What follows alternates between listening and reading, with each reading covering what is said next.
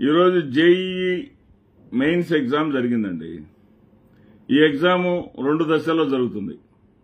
ఉదయం పూట 9 గంటల నుంచి 12 వరకు, అదేవిధంగా సాయంత్రం మళ్ళా 3 గంటల నుంచి 5 గంటల వరకు 2 సార్లుగా జరుగుతుంది. ఈ జరిగేటటువంటి ఈ పరీక్షకి ఒక నిబంధన ఉంది. ఏంటంటే 1 నిమిషం లేట్ అయినా సరే ఎగ్జామ్ హాల్లోకి ఎంటర్ కానివ్వరు. ఈ నిబంధనకు బలయ్యారండి ఈ రాష్ట్రంలో ఈ రోజున 30 మంది విద్యార్థులు. ఆ విద్యార్థుల ఆశలేం కావాలి, ఆశయాలేం కావాలి, ఆ తల్లిదండ్రుల కలలేం కావాలి, వాళ్ళు సంవత్సరం అంతా పడినటువంటి శ్రమేం కావాలి.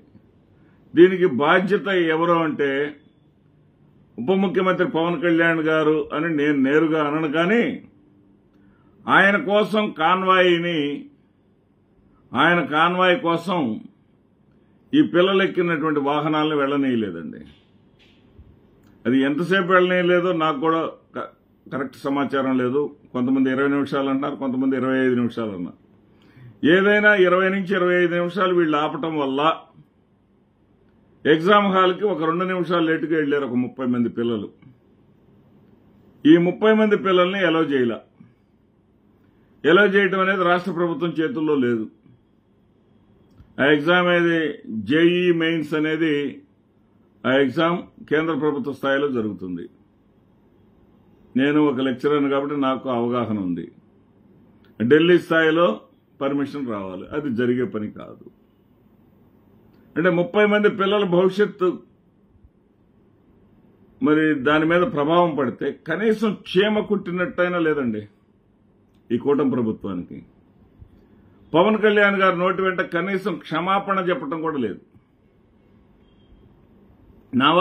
ఆయన బాధ్యుడు కాకపోవచ్చు, ఆ సెక్యూరిటీ వాళ్ళు బాధ్యులు కావచ్చు, కానీ ఆయనకి 30 మంది పిల్లల భవిష్యత్తు దెబ్బతిన్న విషయం వాళ్ళందరూ కూడా బాధలు పడుతూ కన్నీరు కారుస్తూ మరి ఆ యొక్క వీడియో వైరల్ అవుతుంది కదా. ఆ పిల్లలు కన్నీళ్లు పర్యంతరమై ఏడుస్తున్నారు కదా. మరి నాకేం తెలుసండి ఈ చదువుల గురించి, నేను ఇంటర్మీడియట్ తప్పినండి అని ఉప ముఖ్యమంత్రి గారు అనుకుంటే మనం చేయగలిగేది ఏమి లేదు. కనీసం మాటలేమో మానవీయ కోణంలో అద్భుతంగా చెబుతారండి మాటలు. నేను మాట కోసం చస్తాను అంటాడు పవన్ కళ్యాణ్ గారు.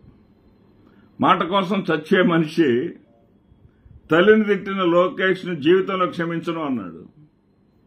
మరి ఎటుపోయింది ఆ మాట? అక్కడ సబ్జెక్టు డీవియేషన్ కాకూడదు. 30 మంది విద్యార్థుల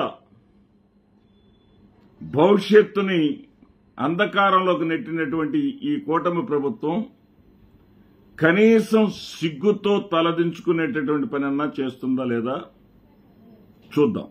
నమస్తే.